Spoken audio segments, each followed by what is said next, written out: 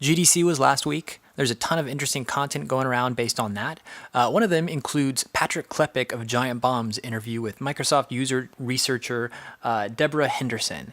They talk about her role in research and testing and how she assists game developers and designers in bettering their games through direct player testing and feedback. It's about 20 minutes long, so it's really short and it's a really nice listen. And the processes they talk about are very similar to usability testing because they basically are usability testing, except they're not just looking at the UI or things like that. They're looking at the gameplay mechanics. They're looking at the story.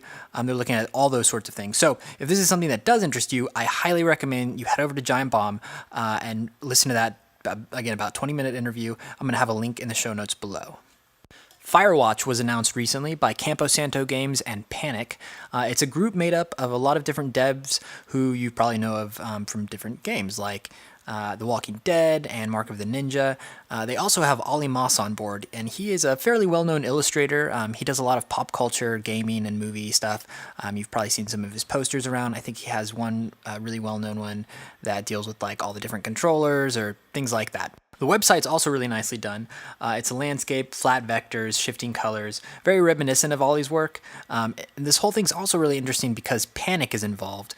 Panic, if you don't know, they've been developing for Mac for years now. They make a really well-known FTP program called Transit, and they also make an IDE for front-end development called Coda. So they definitely have this focus on usability, UI, and just apps in general. So I think their role is more akin to a publisher in this kind of partnership, but it's going to be interesting to see if any of that kind of work bleeds over into the game and if they're bringing any of their expertise to it. Virtual reality has had a really crazy month. Last week during GDC, Sony announced their new headset, Project Morpheus. There's no specifics about a retail launch or anything like that. I think they just wanted to get it out during GDC to kind of make it known and get developer feedback. Obviously, that's going to be focused on the PS4. On the PC side, we've had the Oculus Rift, which was just purchased by Facebook.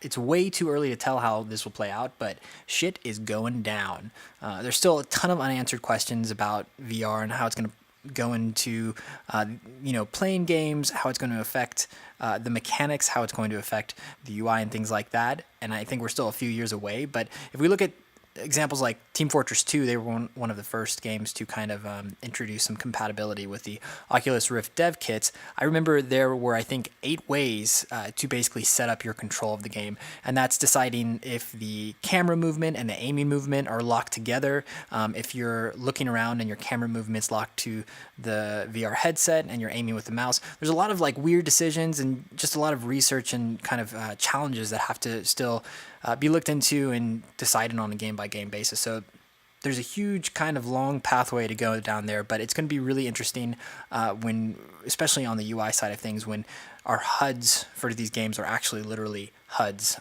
So something to keep in mind, something to look out for. Bethesda announced the Wolfenstein Collector's Edition. So far, the marketing for Wolfenstein has been pretty nice and unique. All of their trailers end with a very Swiss style or modernist design approach, strong bold colors, grotesque sans serif type like Helvetica, and a really strong grid and alignments. It's nice because it's definitely pulling from the popular Swiss modernist aesthetic that really started to arise during that time period, and they're still putting a modernist, contemporary spin on it. The collector's edition is nice because for the most part, it's just a ton of printed ephemera.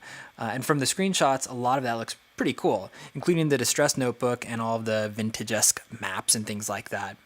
It seems like they're doing a nice job balancing the vintage ephemera feel and the more almost cutting-edge utilitarian Swiss-style design that they're using in their trailer videos. So I'll be interested to see if that stuff comes over into the UI and if they're going to lean more heavily on that vintage kind of feel or on the more Swiss, very grid-focused kind of more contemporary and modern design.